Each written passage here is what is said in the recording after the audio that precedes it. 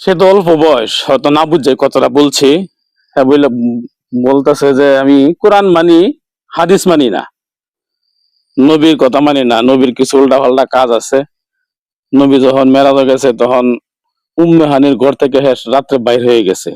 তো উম্মে হানি তো নবীর স্ত্রী ছিল না, ওই রাত্রে ওই ঘর থেকে কেন বাইর হয়েছে? হাদিস আমি মানি না। আর রাসূল মারা গেছে এর 200 বছর পরে হাদিস লেখা হয়েছে, হাদিস গুলো তো ঠিক না। রাসূল মারার 200 বছর পরে হাদিস লেখা হয়েছে, এই জন্য আমি হাদিস মানি না। বুখারী শরীফ যে লিখছে, বুখারী শরীফ সে গাঞ্জা খায় লিখছে, এরকম উল্লাপাল্লা অনেক কথাবার্তা বলছে। তো শোনার পর ওই আমাদের ইউনিয়নের যারা বড় হুজুর আছে তারা 4-5 জন আসছে, এসে ওর কাছে জিজ্ঞাসা করছে যে কথাগুলো তুমি কি আসলে বলছো কিনা। ওই হুজুরের সামনে এসে স্বীকার কিছু হয় করলো, ঠিক আমি বলছি, এখনো বলতেছে, আমার কাছে প্রমাণ আছে, এই উল্লাপাল্লা কিছু কথাবার্তা।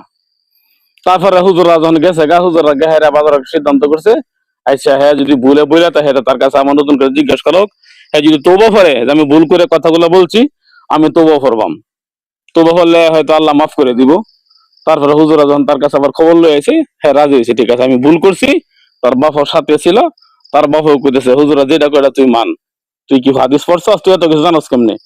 তখন হ্যাঁ আমার সাথে সবার সাথে একসাথে অনেক লোক ছিল, হ্যাঁ কালেমা পড়ছে, নতুন করে মুসলমান হয়েছে, হুজুরা তারা কালেমা টালেমা পড়াইয়া দিছে, তো ওটবা করছে।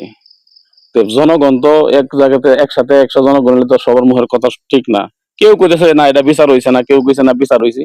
এভাবে করে একটা মোটামুটি একটা সমাধানের পথে গেছে। এখন কি মানে পরিবেশ পরিস্থিতি না এখন তো পরিবেশ শান্ত, রাত্রে সব শান্ত হয়ে গেছে। মানে পরবর্তীতে এই ব্যাপার নিয়ে আর কোনো না ঝামেলা হবে আর না? কোনো ঝামেলা হবে না।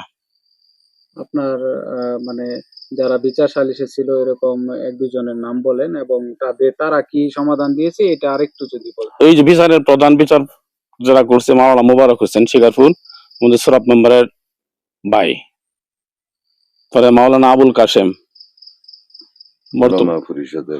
উলামা পরিষদের ইউনিয়নের সভাপতি।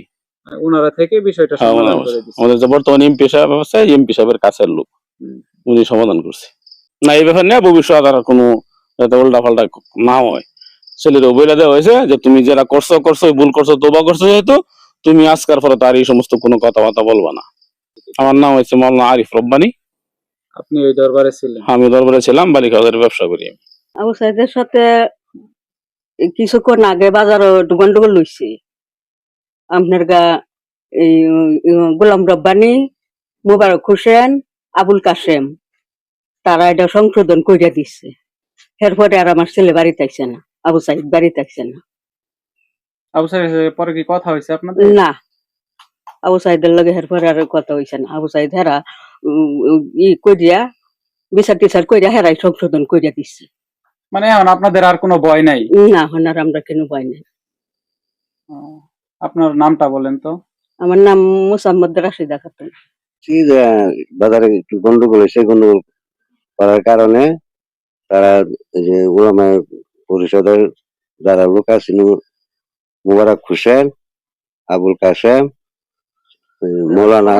মৌলানা আরিফ রব্বানী, তারা বিচার করছে। বিচার করার পরে এ নিয়ে জানি আর কি, বিচার করার পরে তারা আয় আসছে।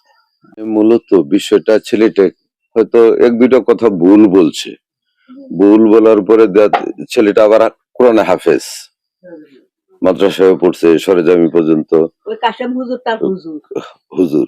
পরে এই ইউনিয়নের যে উলামা পরিষদের যে লোকজন, তারা সবাই তারে খবর দিয়ে নিছে, গেছে লইয়া, পরে তারে তওবা তাসির করাইয়া তার বিচার করছে। বিচার করার পরে তারে ভাড়াইয়া দিছে।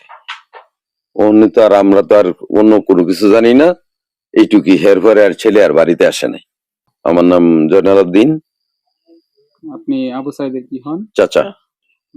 লিটন ভাই তো ওই সামনে কথা বললো না। আমি তো বলে দিছি লিটন ভাইকে আপনি বলে দিলেন, এরপরে আর ওই যে ওই লোকটার বাড়িতে যাবে যে মীমাংসা করে দিছে, তার বক্তব্য নেবে। হ্যাঁ আমি বলছি ওনার বক্তব্য নিয়ে আসার জন্য। না, আমি বলছি যে ওই ছোট, হ্যাঁ আপনি যে ফোর্স পাঠাইছেন তারা কি বললো?